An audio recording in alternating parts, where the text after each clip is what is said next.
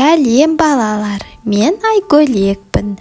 Бүгін біз үй жануарларын және олардың төлдерін үйренеміз. Нау сиыр, оның баласы бұзау. Бұзау қандай дыбыс шығарады? Ал мынау қой, оның баласы қозы. Қозы қандай дыбыс шығарады?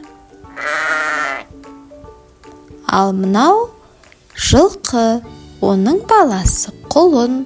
Құлын ойнақтап, секіріп жүреді. Ал мынау ешкі, оның баласы лақ. Лақ қандай дыбыс шығарады? Бұл түйе, оның баласы бота. Бота өте сүйкімді. Ал мынау ит, оның баласы күшік. Күшік қандай дыбыс шығарады? Жарайсыңдар балалар.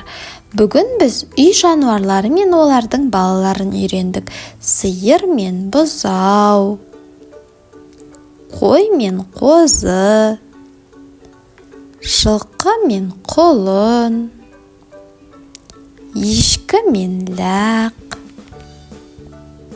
түйе мен бота, ит пен күшік. Сендер өте ақылдысыңдар.